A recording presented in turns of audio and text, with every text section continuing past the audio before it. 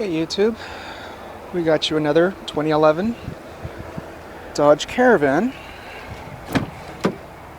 This one has 6,000 miles.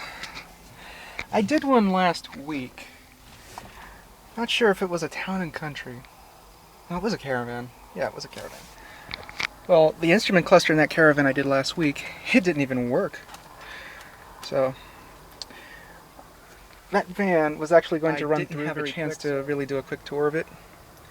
But I came in earlier today, and there happens to be another one today.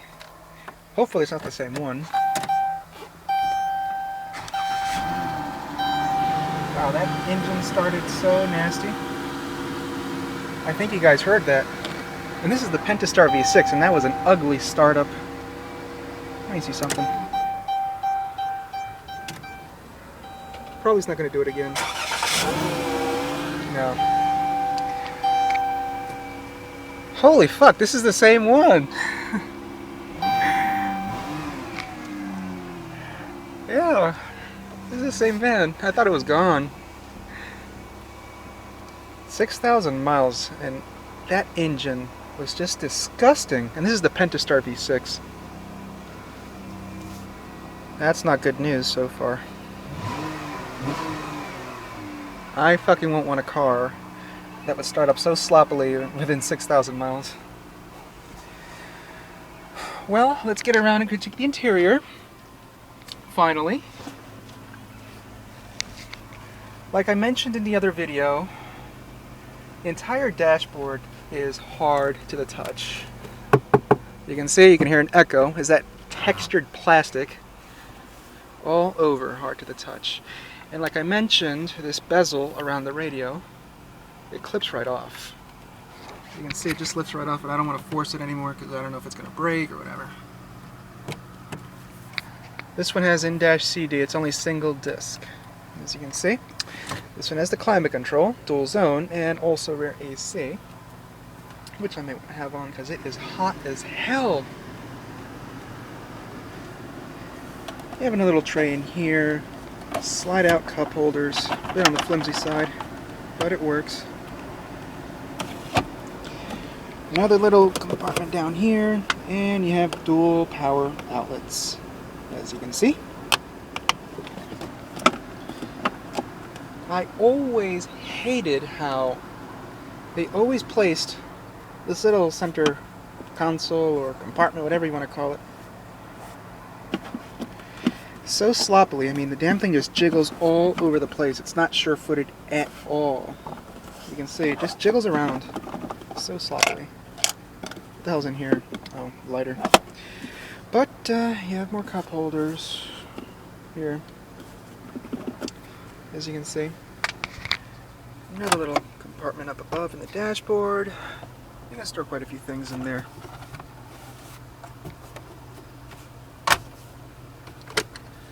And here's the glove compartment, very tiny. Let me see if I can see something. I don't like the finish of this plastic over here. Over here, this side of the plastic is actually a lot lower than over here. This one is actually, it's not even. It just drops. You can hear it. And you can see here the little compartment up above. The door doesn't slam shut evenly with the rest of the dash right there.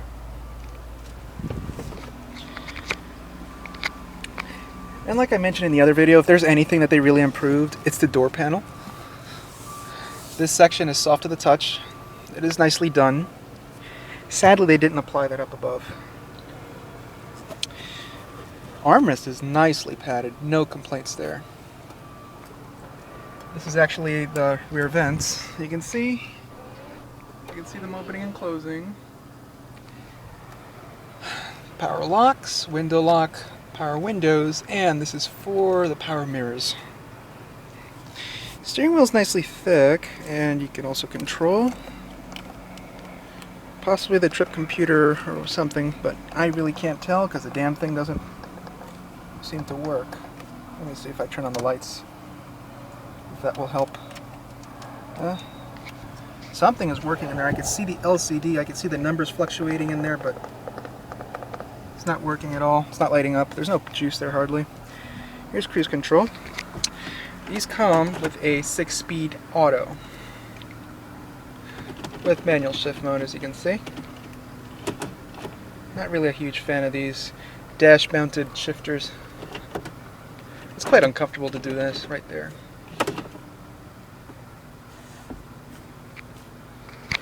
Well, I love how they used... This doesn't work either. At least the lights on the door panels work. You can see they use LEDs. I loved how they use LEDs. Up above you have a little holder for the sunglasses, and it's a conversation mirror. Oops. There we go. This is to open the sliding doors. As you can see, both sides. This has an electric lift gate. You can see back there. I'll leave it open.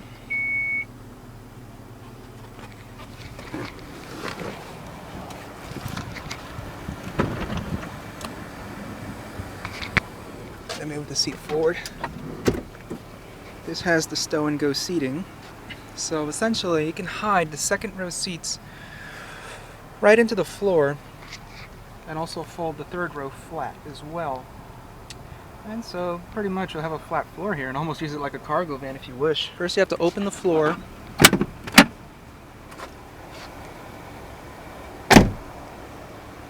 Well, I open the floor. Now we can tumble the seats, as you can see. Watch the headrests. And the seat will pretty much go right into the floor.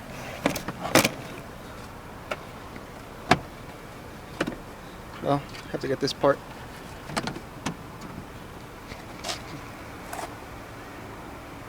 It's a nice touch, though. This is no minivans can do that. And when you want to open it, just open the entire thing right back up, and just pull the seat back up.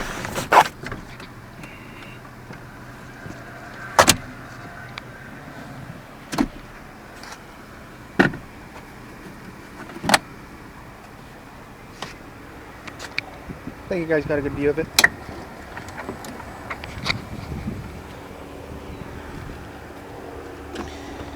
The third row also folds flat into the floor.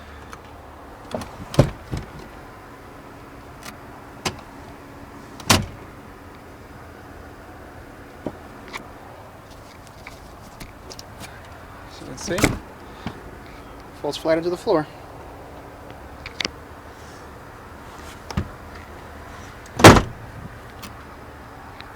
And to fold open the seats, just pull this number 2 strap, and the whole thing goes back up again. Another little compartment here, jack storage is hidden in there, just gotta twist these knobs out.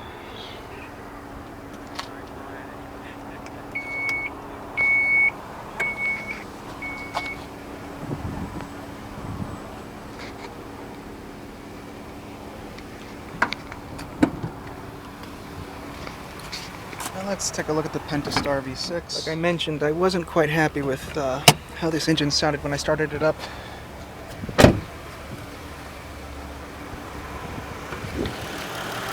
Yep. The 3.6 liter dual overhead cam V6.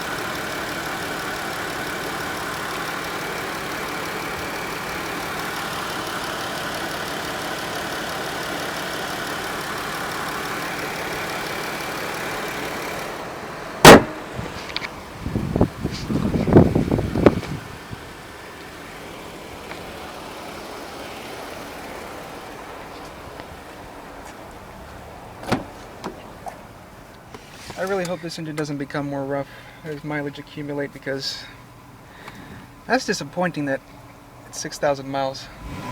It sounds so ugly. You have your sun visor, no vanity light. As you can see, it's just a mirror. The passenger side, it should be the same. Yeah.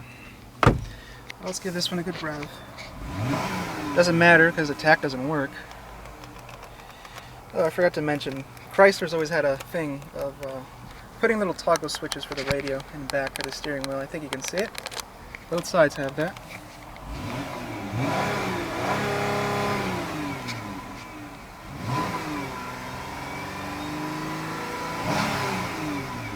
engine does sound good when you rev it though.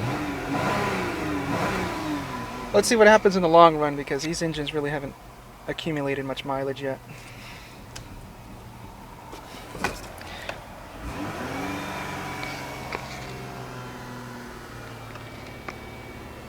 As you can see, I forgot to show off the third row, which isn't too bad at all. And you can see the rear AC. Well, let me go in back and show it off. Open. The seat is very plush. I don't think anyone will complain about legroom as well. That's really no issue right there. You do have cup holders on both sides, and you have little storage areas. And you also have rear AC vents, so nobody will get sweaty and disgusting.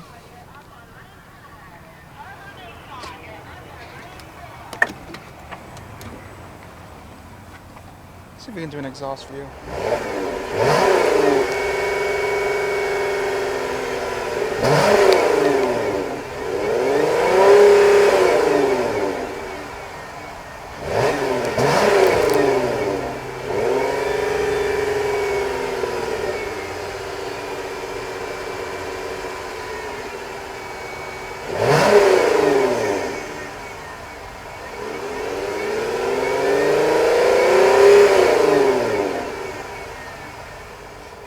2011 car with 6,000 miles, and already the check engine light is on. That's so pathetic. Chrysler.